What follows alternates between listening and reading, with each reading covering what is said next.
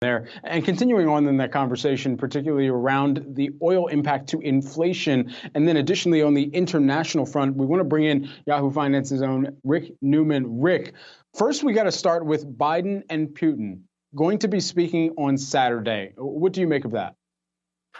Well, we'd all love to be in that conversation. Don't invade, Vlad. Stop telling me what to do, Joe. Will this change anything? Probably not. Putin has many grievances. They've talked before, and it doesn't seem like a last-minute conversation is likely to change anything. But I guess it's better than them not having a conversation. This can one of our prior guests said this, is a binary outcome, and I would just like to say I don't think this is a binary outcome. We don't know what Putin really intends, and there are many, many different things he could do. He could do the full-on invasion that the armchair generals are all analyzing right now. He could blockade Crimea from the Black Sea to the south without invading, just to cause economic pain. He could conduct electronic warfare without a physical invasion. He could go in and back out. He could just menace Ukraine for months or even years and keep everybody guessing about whether he ever intends to go in. So I don't think this is something we're necessarily going to know the outcome to within a few days. And that in a way might be the worst case scenario for markets.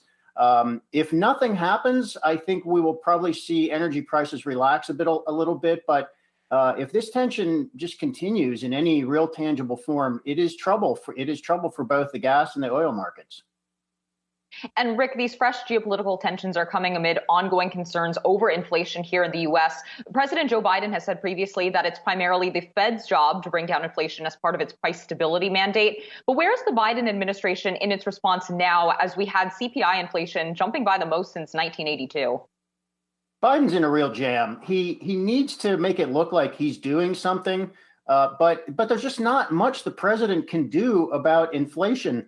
I've been noticing on Twitter and other social media, there have been clips popping up of Gerald Ford in 1974 giving his big speech about we must whip inflation now, the famous WIN campaign, which was feeble and didn't work. And, Joe Biden's first term in the Senate was during when President Ford became president, and he gave that speech. So Biden ought to remember how embarrassing it was for the Ford administration to say we're really going to do something about inflation when it turned out there was nothing they could do. It did take the Federal Reserve many years to get inflation under control back then. But Biden's in not quite as bad a position as Ford was then. Inflation was in double digits in the 70s and it peaked close to 15% in the early 1980s.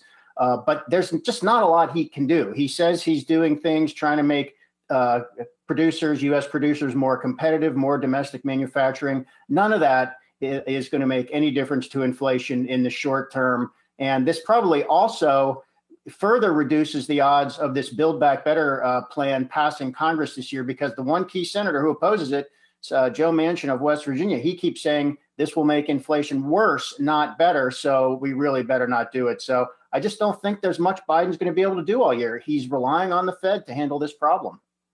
All right, a lot to keep track of there. And of course, just to remind our viewers, we're going to keep tabs on whether the White House confirms that President Biden and President Putin of Russia are going to be speaking on Saturday.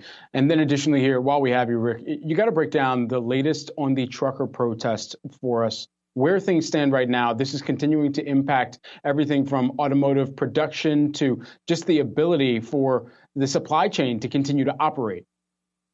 I mean, I think these guys should go home. They're not going to go home. They're getting Canada's attention and basically some of the world's attention right now, including concerns that these protests might spread to the United States this weekend.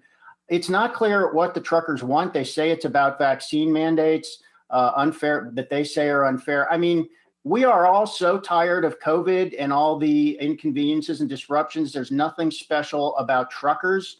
I guess they want to be able to cross the border without having to prove they're vaccinated or self-isolate, but everybody else crossing the border for any reason has to do those things. So there's no reason that truckers shouldn't be treated like everybody else. And come on, we have supply chain disruptions already, especially in the auto industry, where plants in Canada can now not get parts from the United States because these guys have shut down the bridge between Michigan and Ontario. Look, we do not need, this is basically an attack on the economy. This is the wrong time to do it. It's the wrong way to do it. And these guys should go home. Yahoo Finance's Rick Newman, thank you so much for breaking down all of these stories. We'll continue to track them and bring our viewers the latest. See you, Rick.